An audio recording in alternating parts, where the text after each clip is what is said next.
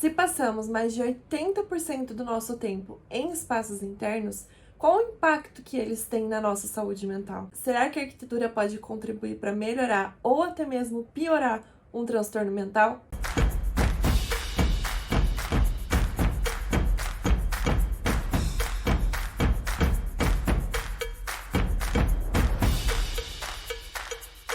Oi, o meu nome é Carol, eu sou arquiteta urbanista, trabalho com acessibilidade arquitetônica e hoje eu vou falar de um tema que une a minha vida pessoal com a minha vida profissional.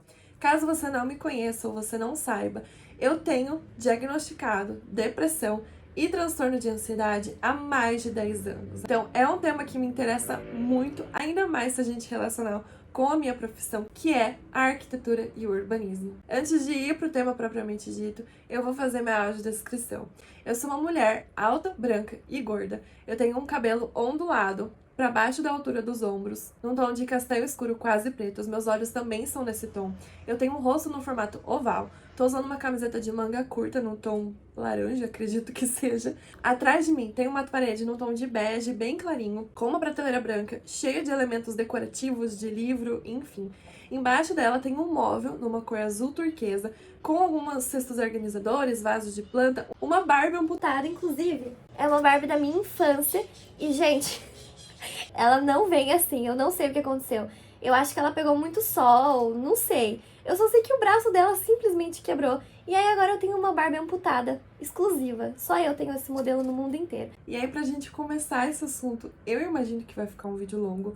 Eu já peguei o meu cafezinho, é uma xícara da Frida Kahlo. Eu não sei onde compro porque eu ganhei de presente de uma amiga. E na frente dela tá escrito Árbol de la Esperança, mantém-te firme. Então, Árvore da Esperança, mantenha-se firme? Alguma coisa assim? Achei bem pertinente ao tema do vídeo. E já tô aqui com o meu café. Pega aí o seu café, seu chá, suco, água, o que for, e vamos conversar sobre ansiedade, depressão e arquitetura.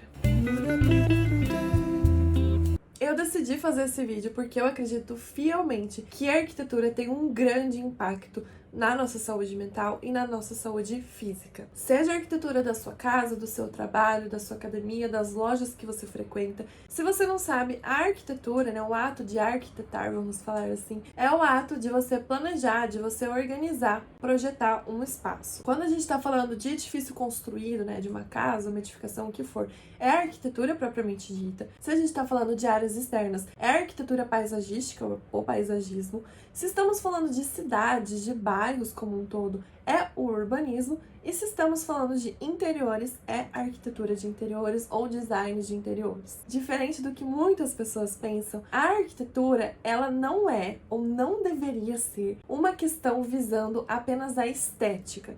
Ela precisa visar a funcionalidade e também criar ambientes que propiciem conforto, saúde e bem-estar. Eu acredito que uma parte dos profissionais que trabalham com arquitetura, com construção civil em geral, não tem a dimensão do impacto que o ambiente tem na pessoa, no usuário. E esse foi um dos motivos em que eu decidi gravar esse vídeo, não apenas para conversar com quem não é da área, para tomar mais conhecimento disso, para tomar decisões de uma forma mais consciente, a fim de contribuir para uma melhora na sua saúde mental, mas também para os profissionais terem um olhar mais cuidadoso para esse assunto. Lembrando que praticamente tudo que eu for falar aqui no sentido de conteúdo mesmo, exceto as minhas opiniões pessoais, foram baseadas em evidências científicas e eu vou tentar colocar aqui na descrição o link dos artigos, livros, enfim, que eu for citando. Então vamos lá.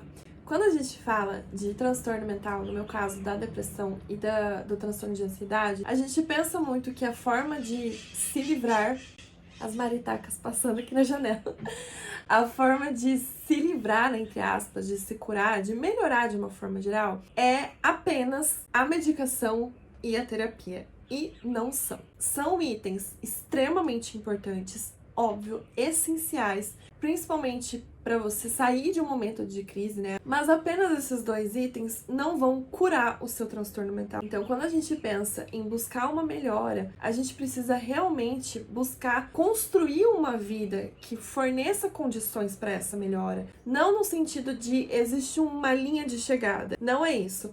Nós precisamos construir essa vida de uma forma que ao longo dessa construção você já vai tendo melhoras, e também porque a vida é muito dinâmica. Então, mesmo que a gente esteja ali no que a gente considera como ideal, talvez as suas condições de vida, o seu contexto de vida naquele momento já tenham mudado tanto que aquilo não é mais o ideal pra você. Então eu não tô falando isso pra te desanimar, né? Pelo amor de Deus. Eu tô te falando isso num sentido de que talvez esteja mais ao seu alcance do que você imagina. Então, conforme eu for falando alguns aspectos da arquitetura que impactam na sua saúde mental, eu vou tentar fornecer algumas estratégias. Você pode ir aplicando, mas você vai precisar encontrar o que faz sentido para você. O que está ao seu alcance hoje, tanto questão financeira, quanto da sua própria energia mesmo, né? O que você se sente, isso aqui eu consigo fazer. E eu quero realmente que esse vídeo se torne uma conversa. Eu fiz um roteiro, eu tenho um conteúdo para passar, mas eu realmente espero que você comente aqui embaixo o que você tá achando, o que você tá pensando, o que fez sentido ou não fez pra você, e que a gente amplie esse debate para que a gente realmente consiga construir condições que contribuam para a saúde mental de todo mundo. Por isso que eu falei que um dos meus objetivos com esse vídeo é conversar com os profissionais da construção civil, porque tá nas nossas mãos o poder de criar essas condições. Talvez não da maneira ideal como a gente gostaria, mas às vezes pequenas decisões de projeto podem fazer uma grande diferença nos usuários desse espaço no futuro. Todos os itens que eu vou começar a falar agora, são itens que eu não apenas estudei, mas que eu senti diferença enquanto sendo uma pessoa que tem depressão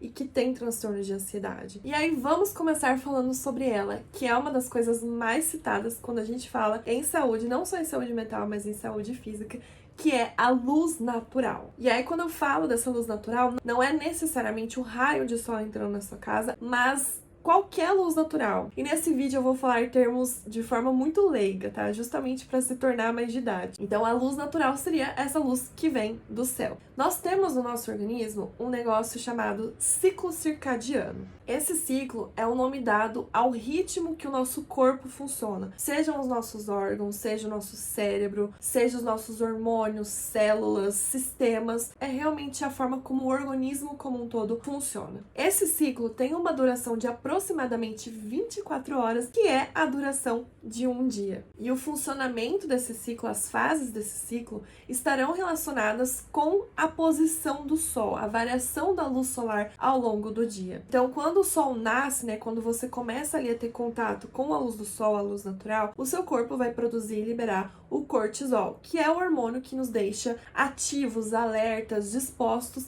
a trabalhar, a estudar, a levantar da cama, a praticar as nossas atividades. E quando o sol se põe, o nosso corpo produz e libera o hormônio da melatonina, que é o hormônio que vai nos deixar mais relaxados, é o hormônio que vai nos deixar mais sonolentos e prontos para ter o nosso momento de descanso, para dormir. Ah, Carol, mas então a luz natural, ela só é importante pro sono? Não.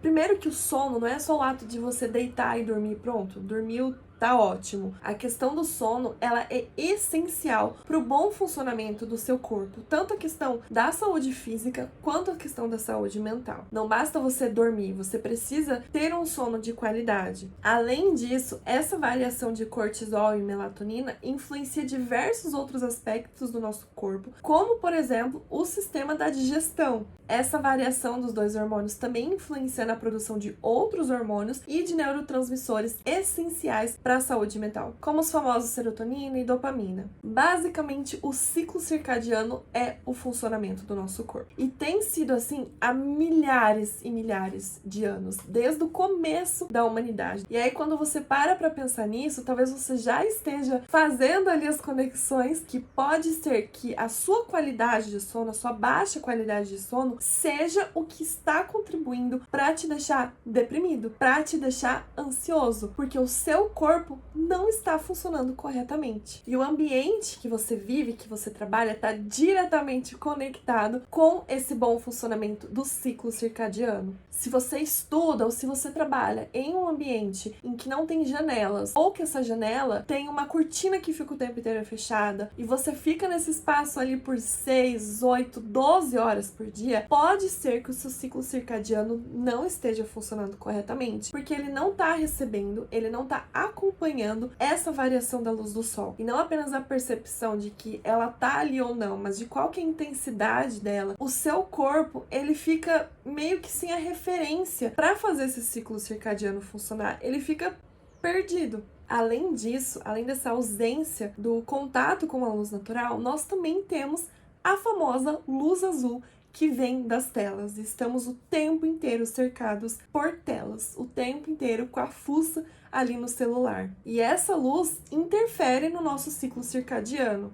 É como se o corpo tivesse dificuldade de diferenciar qual que é a luz natural e qual que é a luz artificial, tanto essa luz que vem das telas, quanto a própria luz artificial de iluminação mesmo, da lâmpada, do lustre, do abajur que você tem na sua casa. Então você tem ali a sabedoria milenar do seu corpo, de que ele precisa acompanhar essa luz, só que de repente, né, lembrando que a luz artificial, a lâmpada elétrica, né, no caso, foi inventada ali em 1800 e bolinha, não tem nem 200 anos que ela tá nas nossas vidas, o seu corpo começa a receber luz o tempo inteiro. E aí ele fica, o que tá acontecendo? Ele fica sem a referência. E aí, por exemplo, pode ser que o tempo inteiro o seu corpo esteja produzindo cortisol e não tá produzindo a melatonina, porque ele não teve o desligamento da luz, ele não teve o pôr do sol, informando ele de que é hora de produzir a melatonina. A partir do momento que o sol se põe, era para ficar completamente escuro, no máximo com a luz ali do fogo, né, de uma fogueira. Então, sim, a quantidade de luz natural que entra nos espaços em que você vive, que você convive, trabalha, estuda, influencia diretamente na sua saúde mental. Inclusive, a quantidade de luz artificial que entra pelas aberturas da sua casa, do seu trabalho, da sua escola, influencia também. Por exemplo, nós estamos vendo alguns edifícios que estão sendo construídos agora, cuja fachada é inteiramente iluminada por LED, a noite inteira, ou às vezes até 9, 10 horas da noite. Imagina ser vizinho de um edifício assim. A luz dos postes, né, de iluminação das quadras esportivas estão cada vez mais potentes. A quantidade de tempo que a gente fica na frente das telas, o horário em que a gente fica na frente dessas telas. Qual que é o tipo de lâmpada que você tem na sua casa? O termo correto é a temperatura, né, da lâmpada, temperatura de cor. Mas a gente conhece por cor, lâmpada branca, lâmpada amarela, lâmpada fria, lâmpada neutra.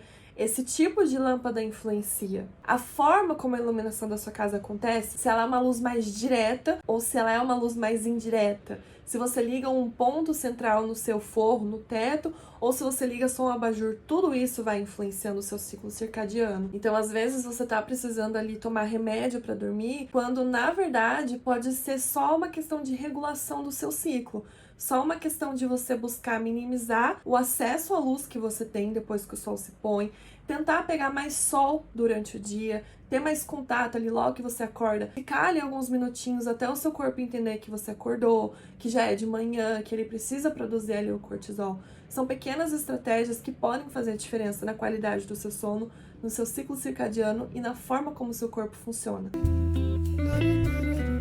Segundo item, conexão com a natureza. De novo, a estrutura milenar do nosso corpo, do nosso organismo, ela está diretamente conectada com a existência da natureza. Então, ela está acostumada com a presença, com estar rodeado por elementos naturais. O nosso corpo, ele não foi feito para ficar 24 horas num carro com ar-condicionado, vai para um escritório que é extremamente minimalista, que tem espelho e porcelanato polido e parede tudo branca e luz fria, e depois você volta para casa e aí eles são as mesmas características, muitas vezes monótonas, e eu não tô falando no sentido de criticar o estilo ou quem opta por essas decisões arquitetônicas, eu tô falando em como que o nosso corpo interpreta essas decisões, esses itens. Esse ritmo de vida pode estar estressando o seu corpo, a sua mente, e você não tá se dando conta. E não, você não precisa se tornar a doida das plantas como eu. Você não precisa ir acampar todo fim de semana para ter essa conexão com a natureza. A própria vista da sua janela, né, se dá ali para uma área verde, se você consegue ver uma vegetação, se você consegue ver o céu, já pode propiciar essa conexão. E aí a importância de, né, termos áreas de gramado, de vegetação nos terrenos, seja casa, seja comércio, o investimento numa arborização arborização urbana de qualidade, ir na padaria a pé, no mercado,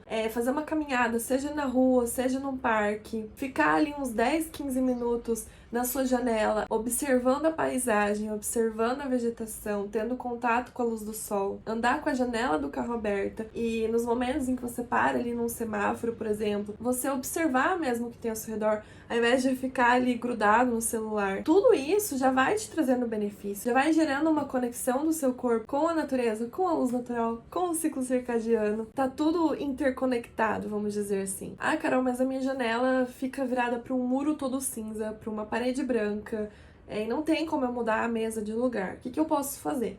Você pode adotar algumas estratégias para trazer essa natureza para perto de você. Seja tendo realmente vasos de plantas, arranjos de flores secas, por exemplo. Profissionalmente, eu tô concluindo uma pós-graduação em paisagismo. Profissionalmente, eu não indico plantas artificiais. Mas assim, se for a sua única opção, é melhor do que nada. Você também pode ter um quadro, por exemplo, fotografias que remetam a esses elementos. Então, a fotografia de um céu, um quadro que se assemelha a uma paisagem ou algo do tipo. Isso já contribui para o seu cérebro interpretar como sendo um elemento natural. Também é possível a utilização de um papel de parede que tenha uma estampa de natureza, móveis amadeirados, até mesmo um móvel em MDF, um móvel planejado. Se você escolhe ali um padrão amadeirado que lembra um pouco a textura da madeira, isso também já contribui. Você também pode ter uma fonte de água, fazendo aquele barulhinho gostoso que é bem relaxante e tem a conexão visual também com essa água. Aí é uma questão assim de encontrar a estratégia que funciona para você.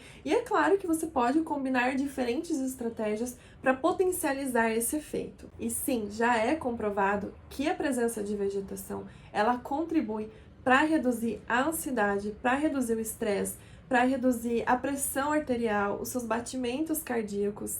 Então, traga plantinhas, traga natureza para o seu convívio. Terceiro item, conforto acústico. E esse é o tópico que primeiro a gente chora, a gente xinga o capitalismo e depois a gente conversa. A qualidade acústica de um espaço é um fator extremamente crítico para a saúde mental e até mesmo para a nossa qualidade de vida de uma forma geral. Também é comprovado cientificamente que os ruídos, de uma forma geral, e aí por ruído você pode entender assim uma infinidade de opções: carro, caminhão e moto com escapamento barulhento, barulho de obra, cachorro latindo, barulho de salto no piso de madeira, assim, laminado, vinílico. Que mais? A música alta do seu vizinho. Tudo isso pode ser considerado como um ruído. E essa presença de ruídos, principalmente de uma forma quase que constante, Qualquer pessoa que mora numa cidade, num centro urbano, e quanto maior a cidade, pior é.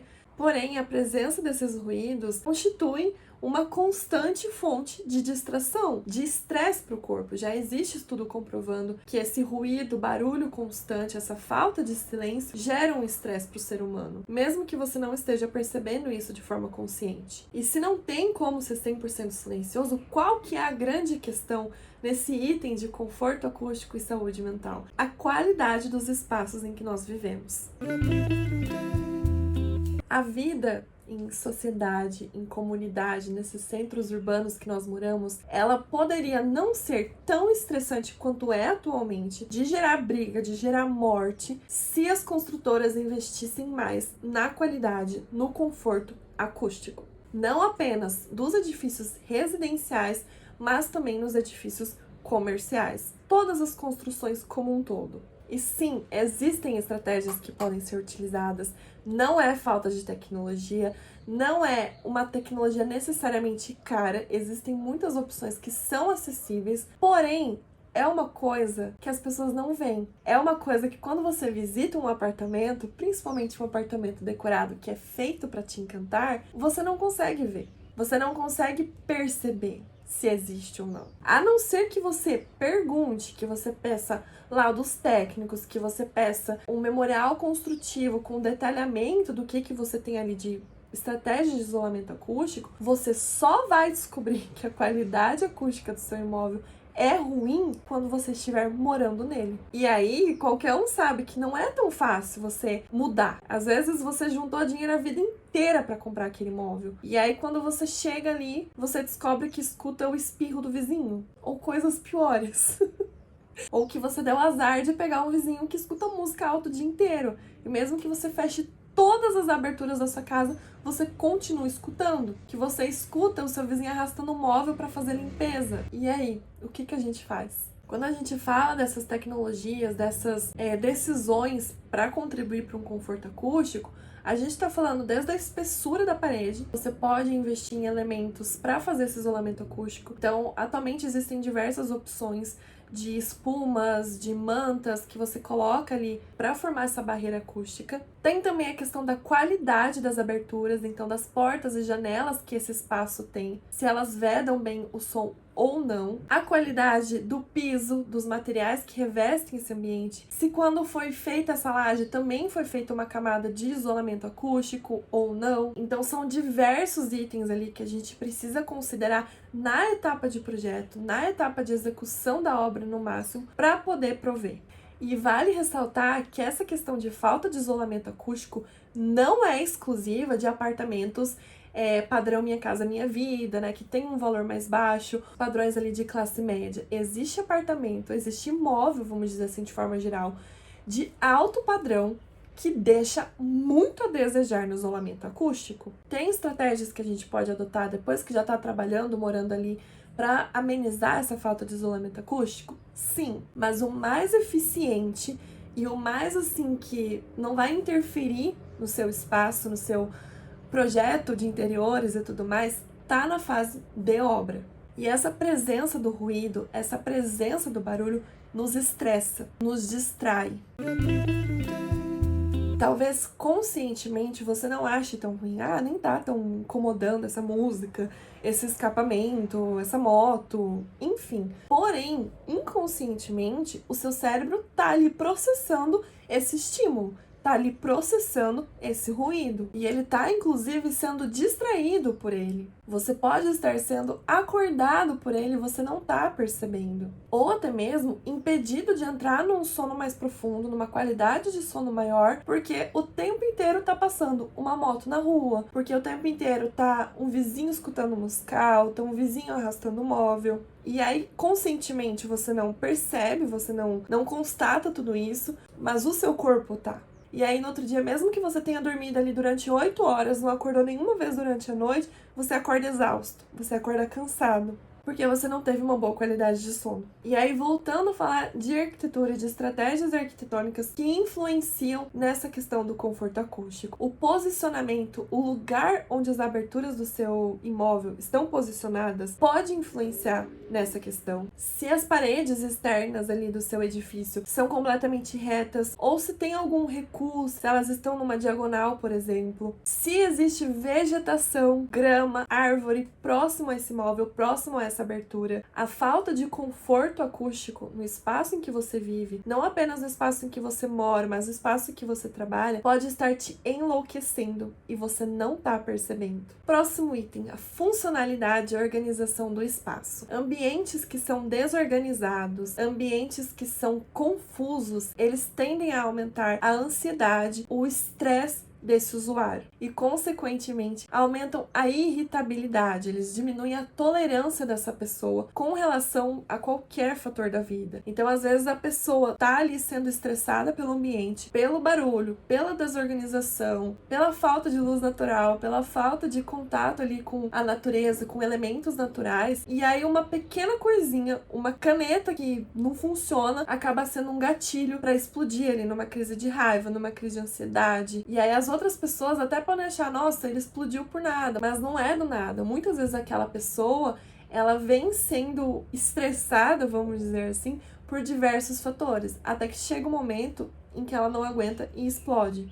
A questão de funcionalidade e organização está relacionada também a você ter áreas claramente delimitadas para cada atividade. Então, ali na sua casa, você tem um ambiente para dormir e descansar, você tem um ambiente para fazer comida, você tem um ambiente para fazer as refeições. Isso contribui para diminuir a ansiedade. E aí, na questão da funcionalidade, por exemplo, eu tô ali buscando estratégias para lidar com a minha ansiedade, com a minha depressão, e eu descobri que fazer yoga contribui muito para isso. Então eu decido tentar criar esse hábito de fazer yoga todos os dias de manhã. Ok. Aí no primeiro dia que eu vou tentar, quando eu vou esticar ali o tapetinho na minha sala, o tapetinho não estica por inteiro, porque não tem espaço. Ele fica um pouquinho dobrado. Mas você fala, não, beleza, ok, dá pra fazer assim. E aí quando você começa a fazer os movimentos, você chuta o sofá, você bate a mão ali no porta-retrato, você bate a mão na TV, você vai esticar o braço, tem uma luminária pendurada, você bate na luminária. Consegue imaginar que você não vai se sentir motivado a fazer yoga todos os dias num ambiente assim? Você muito provavelmente não vai se sentir motivado a criar esse hábito. Não é só uma questão de quem quer dar um jeito e quem não quer arranja uma desculpa. É uma questão mesmo de como o seu cérebro interpreta esse ambiente. Existe uma grande chance de, por mais que você goste de fazer yoga, por mais que você queira, você entenda a importância e tudo mais, você fique inventando uma desculpa todos os dias para não fazer, porque você sabe que vai ser desconfortável nesse sentido de não ter um espaço para isso. Aí você entra naquele ciclo de se sentir uma pessoa péssima, que não consegue criar um hábito, que não consegue sair desse lugar, nessa crise depressiva, e você acha que o problema tá com você, e às vezes não tá. Falando desse exemplo da yoga, é que você não tem um espaço apropriado para isso. E apartamento caixinha de fósforo, até casa caixinha de fósforo, é muito difícil você ter um espaço para isso. E aí isso não vale apenas para esse exemplo da yoga, vale assim para uma infinidade de opções de hobbies que você quer tentar, de atividades que você quer fazer, de exercício físico, de estudo, de trabalho. É muito fácil a gente entrar num ciclo de depressão e de ansiedade quando a nossa vida se resume a dormir, comer, trabalhar e estudar. Eu aprendi na minha trajetória com a depressão e com a ansiedade que eu preciso encontrar coisas pelas quais ansiar, pelas quais me sentir motivada, pelas quais esperar. Então, eu acordo de manhã, eu consigo encontrar animação porque eu sei que eu vou conseguir levantar e ter um momento sozinha em silêncio, porque eu acordei muito cedo, por exemplo. Eu vou conseguir fazer uma yoga, eu vou conseguir ler um livro. Parece besteira, né? Parece uma coisa muito pequena, mas tem um impacto muito grande na nossa saúde mental, na forma como a gente se sente com relação a nós mesmos, na forma como a gente encara a nossa vida. Apartamento caixinha de fósforo, que a gente tem visto se tornar cada vez mais comum, não possibilita todos esses espaços. Ele é feito para você dormir, tomar banho, comer e sair trabalhar. Eu acredito, por exemplo, que ambientes de trabalho, até as nossas próprias ruas, assim, os espaços urbanos, eles deveriam ter um espaço adequado para o funcionário, principalmente CLT, né? Para ele poder descansar com qualidade nesse intervalo, para ele poder esticar a perna, para ele poder deitar de forma confortável, tirar uma soneca, ler um livro. Isso faz muita diferença na saúde mental desse funcionário e no rendimento que ele vai ter depois desse intervalo. E aí vamos para o último item deste vídeo, porque eu imagino que essa conversa vai se ampliar a partir desse vídeo, mas é o item de privacidade e comunidade. A arquitetura, de uma forma geral, ela deve propiciar as duas coisas. Então, um espaço que permita privacidade e um espaço que permita a promoção dessa interação social, dessa criação de senso de comunidade, de exercer esse senso de comunidade. Então, precisamos ter espaços projetados para momentos de isolamento, seja de descanso, seja de autorregulação, né? A gente fala muito na questão das pessoas autistas, de ter esses espaços para ter uma autorregulação, áreas de leitura, áreas mais tranquilas. E aí, ao mesmo tempo, nós precisamos de áreas, geralmente áreas comuns, né? Quando a gente fala em condomínios, em edifícios, mas que sejam bem projetadas para fomentar esse senso de comunidade. Então, por exemplo, um condomínio que tem uma área ali que dá para fazer uma feirinha, que dá para fazer uma festa junina, uma festa de Natal, ele vai contribuir para que as pessoas, para os moradores, tenham esse senso de comunidade. Isso é saudável para nós. O ser humano, ele quer se sentir, ele precisa fazer parte de uma comunidade. Nós somos seres coletivos. A mensagem que eu quero deixar com esse vídeo é que a arquitetura, ela é essencial. Ela influencia diretamente na sua capacidade de concentração, na sua motivação para sair da cama de manhã, na sua organização de uma alimentação saudável, na prática de exercício físico. Eu acredito que a gente, como ser humano, nós somos assim tão imensos no nosso interior que é muito pouco a gente se contentar com isso. Eu sinto que muitas vezes eu tenho uma crise depressiva, principalmente depressiva, porque parece que eu não tô aproveitando a vida, nesse sentido de parece que eu tô no automático, sabe? Parece que tá me faltando vitalidade. Então, sim, a arquitetura tem tudo a ver com saúde mental.